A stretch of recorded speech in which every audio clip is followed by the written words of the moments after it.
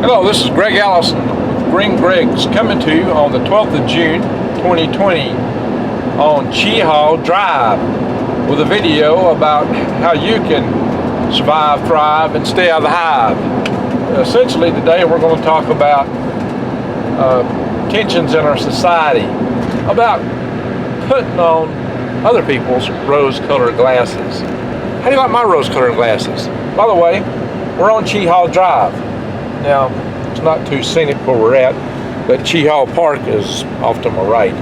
That is the tallest mountain in Alabama, which is, only maybe 2,400 feet high or something like that. Pardon me if I'm a little imprecise with my camera today, because, as I'm driving, I may weave and sway. All right. Yeah, I got on the rose-colored glasses. These are, a new set for me. Nothing expensive, just rose-colored. To make a point, once again, I've talked about why it's important to wear other people's rose-colored glasses. Greg, what are rose-colored glasses? What do you mean? Well, we all have a worldview. There's as many different worldviews as there are people, no two are exactly alike. And everybody takes in information according to the worldview they already have, because their worldview sets the filter. And those filters that you view the world through can be referred to as rose-colored glasses. This is a lesson taught to me by a very bright black sergeant named Sergeant Spivey in Primary Leadership School at Fort Richardson, Alaska. I was stationed at Fort Greely, but I went to school. Took that school at Fort Richardson. Yes, once upon a time I was in the Army, and once upon a time I served in Alaska. Ice Planet, Alaska. Far different than subtropical Alabama, right? Yeah, if I started this video earlier, you might have saw some hills. It's funny, as I'm closer now to the largest mountain in the state, you really can't see anything. Okay, all that said, Rick, why are we going here? We have so much tension in our society today. A lot of people don't understand each other, and their impressions get in the way. Yeah, there are some Confederate flags that fly around here. Does that mean hate? It might for some people, and if so, that's most unfortunate. For some people, that flag means hate. What we got here? It's like a shop, different flags. Well, I guess that makes a timely place I'm at to talk about what I'm going to talk about. A lot of people have a different worldviews, different perceptions, and so we need to go there.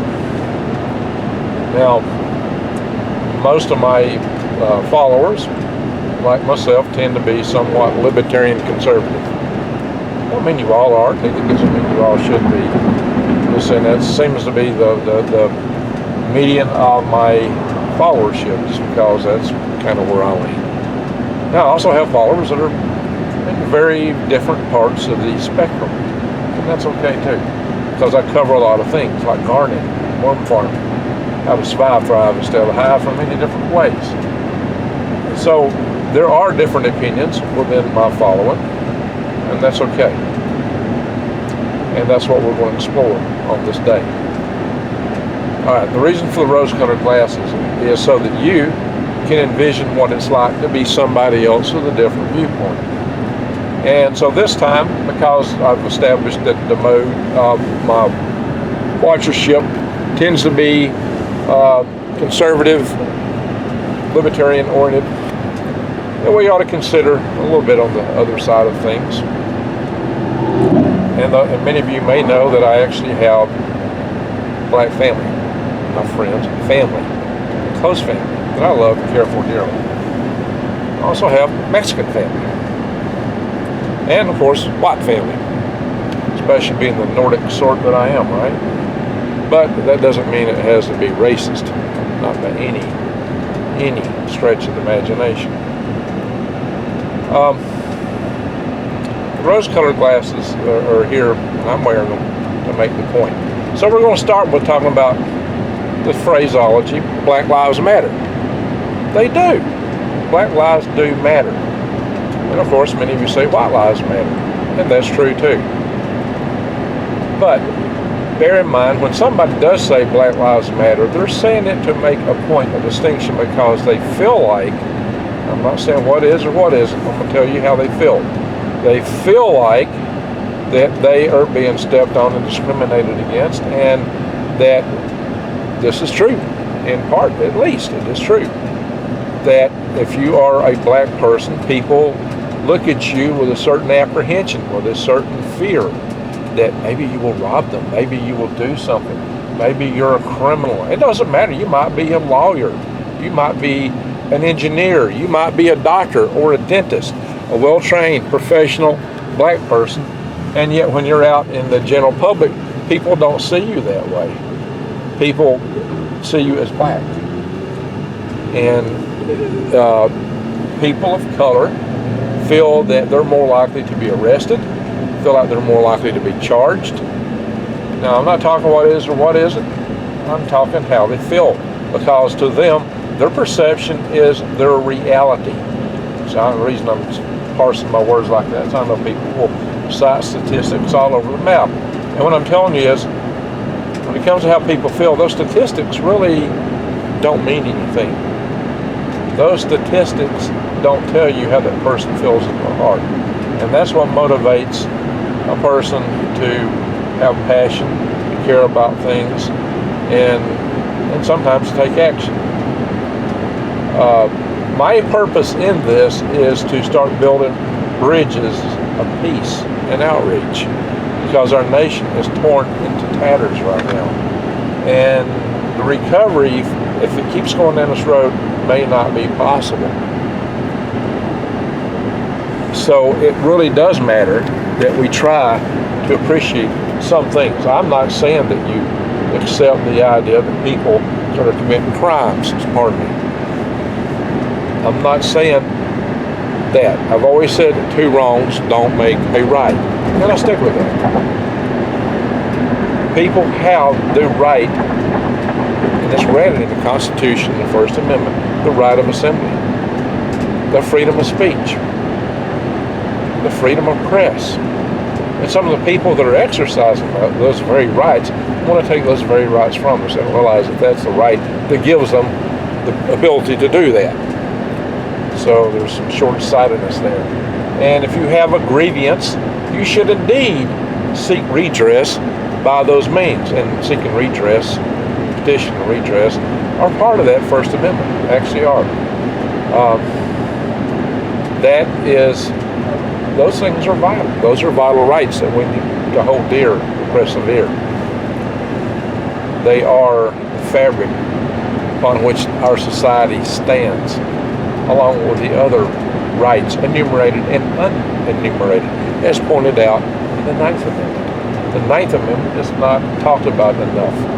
It's the one that gives you rights to everything else that's not enumerated. So, and I've talked about that too. Now, what I'm saying though with the Black Lives Matter phraseology is, to people of color, it is important to distinguish, because they feel like when somebody says all life matters, that you're degenerating their point, and their point is that they are being picked on. That's the point they're trying to make. Whether you believe it or not, that is how they feel. That's their perception. That is their reality.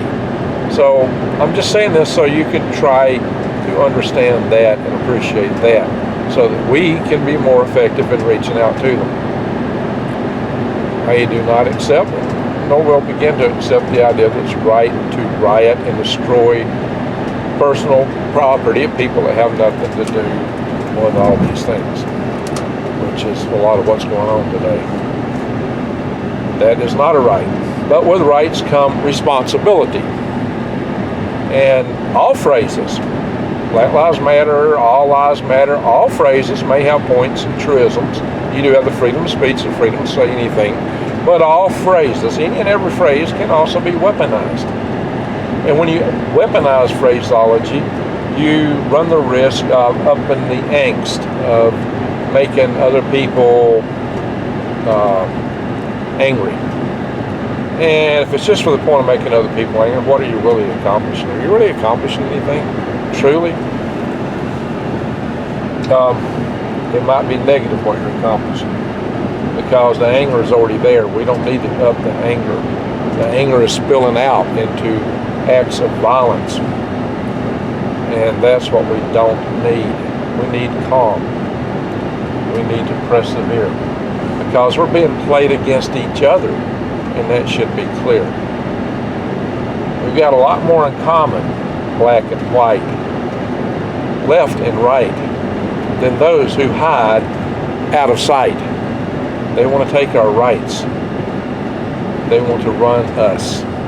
And they use the divisions to make us at each other cuss. So we need to not be their puppets.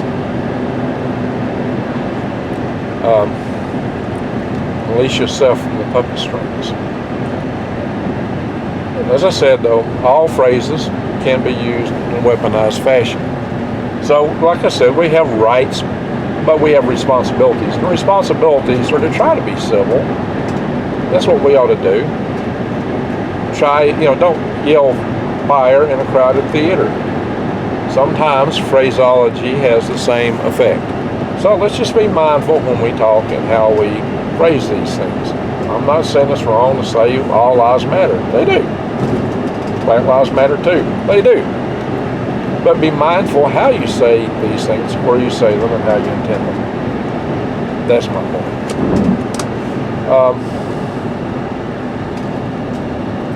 It's really sad that both sides are running all over each other today, that neither side is really reaching out to understand the other side. And that's true in both cases, to a large degree. That is something, if you look, you can plainly see. Look at these mimosa trees. They're an invasive species from China. Well, they're quite pretty, but they do take over. And they're pretty prevalent in southern Appalachia, I guess other parts of Appalachia. I guess they come from the island of Formosa. I'm not absolutely sure that, but we call them mimosa trees. And I may be wrong as to the origin, but I believe they're from Formosa. For those that don't know, Formosa is Taiwan, the nation, what we call Taiwan. We tend to want to call it the nation of Taiwan, although it is also China. It's not the part that's dominated by the CCP. All right, that's another topic. I'm not here to talk about that. So, the reason all this matters is that we could wind up in a civil war or a race war, and that is not something that we want by any stretch,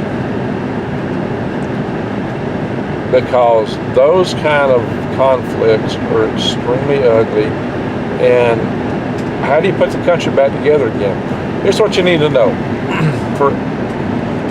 You may feel mad, and you may act out against someone else in that anger. But for every action, there's an opposite and equal reaction. There are repercussions. So you need to weigh these carefully, your actions. Because you do have responsibilities, and there are repercussions. You just can't run around acting out and expect that everything's going to be okay when it's all said and done.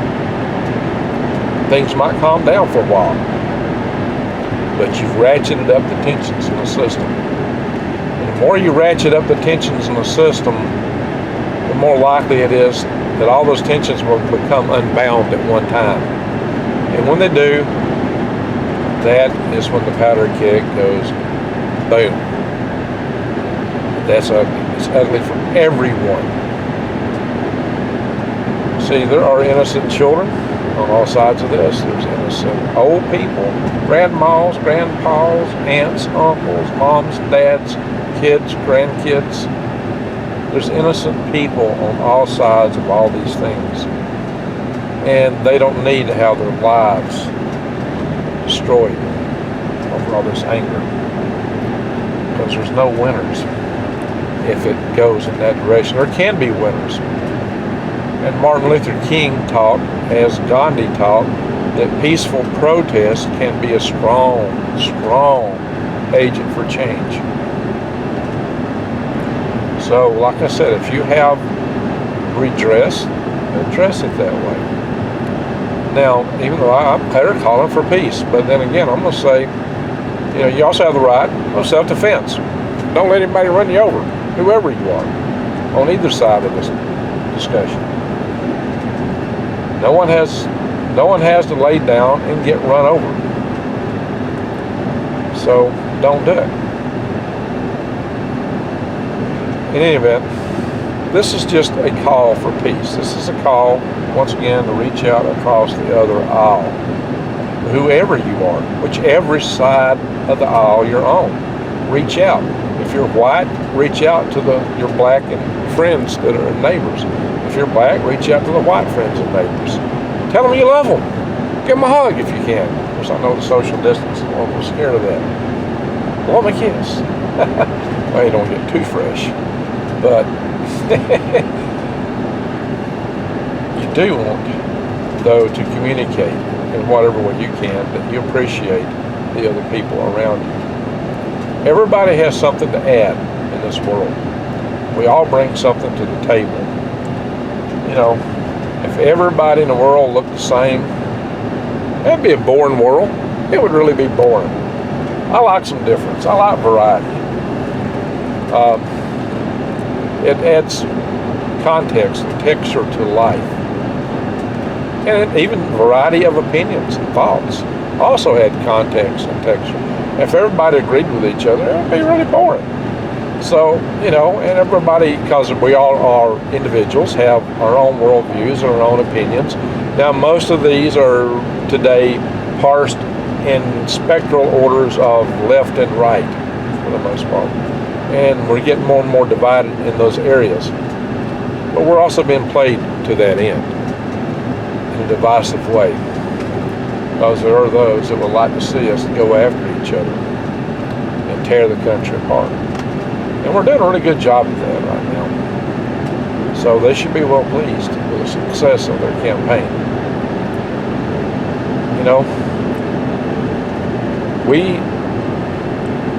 there are certain things that make economics work better. There are certain things that make human affairs work better.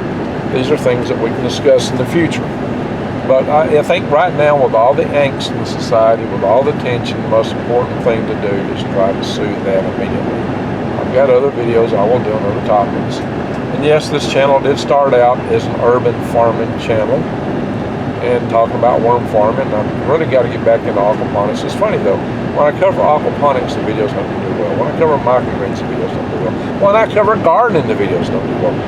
Worm videos do fairly well, but it's really questionable at times. But people knew that I was into power grid defense, and so they really asked me, a lot of my viewers did, to cover that prepping topics, because I'm also a prepper. So prepping and gardening and homesteading to me are all go hand in hand. But so do life philosophy. How do we survive, thrive, and stay out of the hive? Well, we thrive if we're not at each other's throats a whole lot better than we are if we're out slicing each other to bits and pieces, as they would like for us to. There's going to be enough tension when the food runs short. There's going to be enough tension when the power goes out. Why can't we cooperate more instead of fighting? Why can't we get along? Yeah, that was Rodney King's quote, right? Why can't we all just get along after the riots were started in LA many years ago? Kind of interesting. I wasn't trying to quote him, but that's interesting. For what it is or isn't worth. I felt like the media fueled those riots because they were seeing in the helicopters kept circling the same square, same block where nothing was going on, just kept circling, just waiting on something to happen. Well, it's just kind of like begging for something to happen. Yeah, I think the news media plays a role in this stuff. Okay, I have beat on this enough. I am in Dervaes. This is Lake Dervaes here. Dervaes, Alabama. I'm on a mission, a secret mission. But let's do try not to go down the road of further angst and consternation. Let's do what we can to hold together our fractured nation. Let's try to keep our nerves from being afraid to reach out to the neighbor and across the aisle to everyone else with love and compassion. You know, I do have some sessions, I do prayer sessions and other things, and I do tell people at the end to shine your light of love. That's what we've got to do. We've got to do that more and more. Now, this video will make some people mad because I'm not jumping up and down and telling people to burn houses down and businesses. Well, I'm not going to do that. So if that's going to make you mad, I just would advise you to turn inward and think about where your soul is, and think about where that will really lead, and ask who is playing you. You know, really. All that's going to do is make more people mad and cause the tensions to go higher, and it will be backlash against you and everyone else, and it will not be pretty. It will not be pretty. We don't want that. Yeah, there are grievances. There's legitimate grievances, and those should indeed be addressed. There are means to do that. So let's get about the job of addressing these grievances and getting this country put back together. Okay, I've gone long, really long. I've made these points before, but I'm hoping that I'm saying it in a little different way, that it reaches more people. I got 45,000 subs, and usually only a couple thousand watch any one given video. So there's still a lot of ground to be made. So if you've heard this before, my apologies, but share it. Share the video, because we're trying to reach out and make peace. That's one way to do it. And just share the videos where I call for that. And share the videos where I talk about our rights. I do feel like we're being played. I do feel like there's people behind it. And I do feel like that some of these people ought to be brought to trial, because they're trying to destroy us. And they spend money on it. I'm not talking about I'm talking about the powers that be that are behind all this stuff, the ones who are playing us. That's not a good thing. Like I said in one of the other videos, don't be played. Well, I will try to put links below this channel. If you can support this channel, you can buy from Sugar Leaf Market, because it is planting time. And my friends, if you don't understand the need to prep now, I don't know what to tell you. But I tell you this, it's a good time to shore up your preps right now. And how can you shore up your preps? Well, there are some things that are becoming available again in the stores, like toilet paper. Well, I had a good supply. I didn't even run short. But I did have four pallets of alcohol, and I'm down to less than one now. So I'm hoping I'll see that return to store before things get shut down tight again. What could shut us down tight again? Well, many things. We're looking at potential round 2 of this bug. There is the shutdown. It might just be virtual, come anyway through the consternations that's going around, the riots. We may lose our power grid. If we do, and when we do, you won't be able to store for getting anything, because there'll be no store. Nothing will be available. All you got is what you got, and you're just going to have to make do with it. Just keep that in mind. That's why you need to prep. Prepping is not hoarding. I just mentioned that in other videos. Maybe I should do a video just specifically on that. So I'm in downtown Wadowee. Check it out. Downtown Wadowee. Big city of Wadowee, Alabama. Check it out.